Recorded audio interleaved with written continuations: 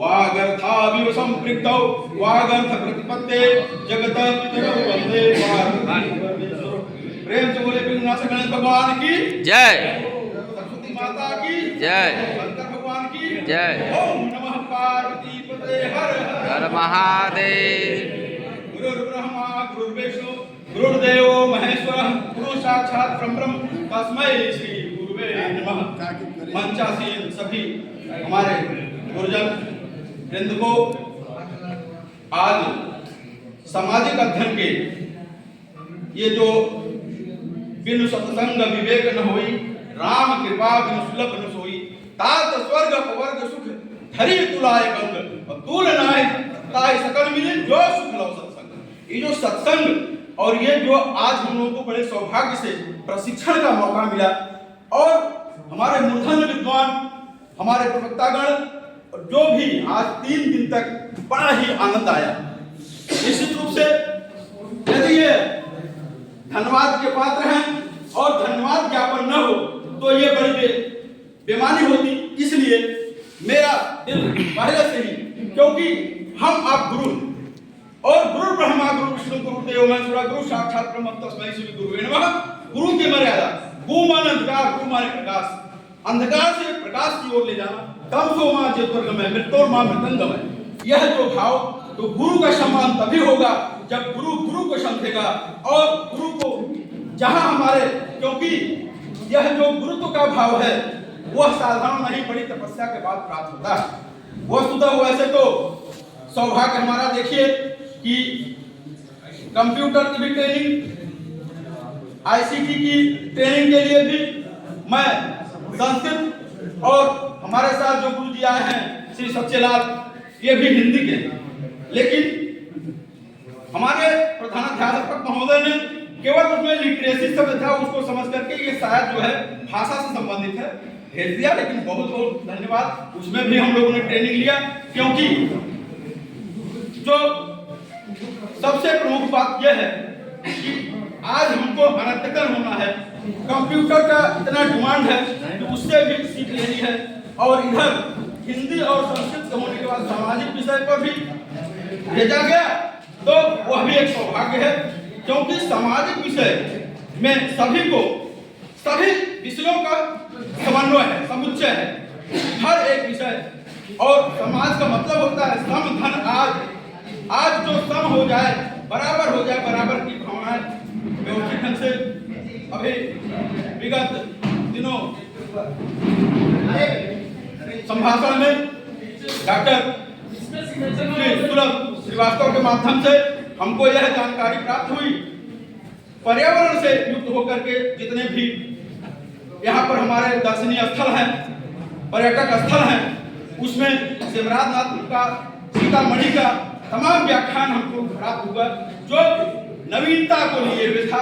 ऐसी जानकारी मुझे नहीं थी। मुझे भी अल्पबुद्धि बालक से यह भाव होता था कि राम दरबार में जो सीता समाहित हुई थी दरबार हुए थे और लव जो है गायन के माध्यम से रामचरितमानस का वहां पर प्राकट किया था, तो शायद वही सीता समाहित हुई होंगी दरबार में।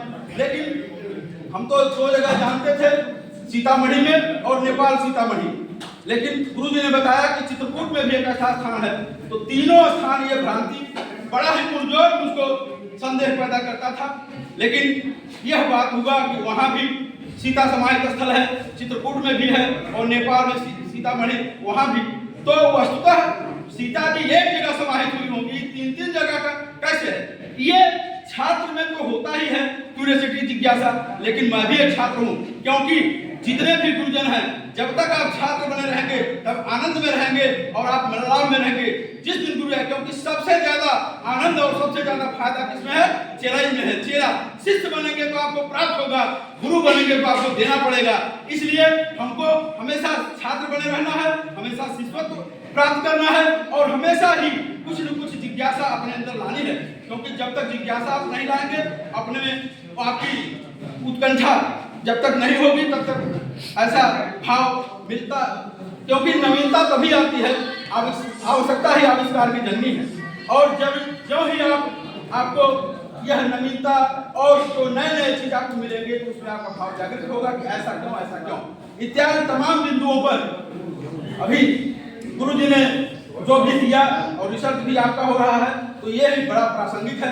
और सबसे मुख्य शिवराजनाथ का जो इन्होंने दर्शन कराया, जिसमें पार्वती जी नीचे और शिव ऊपर, तो वागर्थाविव संपृक्तौ वागर्थ प्रतिपत्ते जगतः पितरौ वंदे पार्वती परमेश्वर। शिव का मतलब होता है कल्याणकारी, और शिव में से विटामिन ई निकाल दिए तो 100 हो जाता है, डेड बॉडी हो जाता है। तो अर्धनारीश्वर का भाव शंकर और पार्वती दोनों उस शिवराजनाथ के लिंग में लिंगेश्वर महादेव का वहां पर जो दर्शन कराया, बहुत ही आनंद आया, बहुत ही रोचक ज्ञान हमको मिला और नवीनता लिए हुए बड़ा ही अच्छा लगा।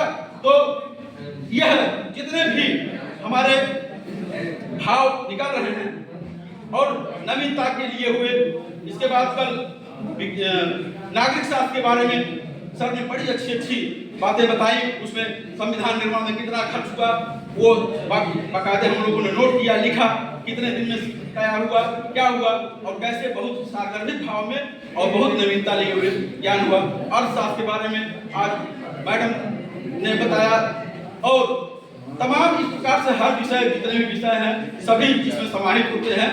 वो समाज शास्त्र एक ऐसा अवसर प्राप्त हुआ कि ये सामाजिक विषय का जो अध्ययन है सभी को समाहित करते हुए हम आपको नवीनता की ओर, ज्ञान की ओर, अन्यता की ओर और कंप्यूटर से भी जोड़ करके, क्योंकि आजकल कंप्यूटर का जो इंटरनेट का जमाना है उससे आप लोग अछूते यदि हैं तो निश्चित रूप से या इससे भाग रहे हैं तो निश्चित रूप से आप अपने पैर पर कुल्हाड़ी मारते हैं। एक बात हमको याद आ रही है, ट्रेनिंग में ऐसे कहा गया था, कुछ लोग सीरियसली नहीं ले रहे थे, तो उन्होंने कहा था आज के 10 साल पहले कि बहुत ही तन्मयता से और व्यवस्थित ढंग से कंप्यूटर को सीख लीजिए, नहीं तो भविष्य में आप अनपढ़ कहलाएंगे।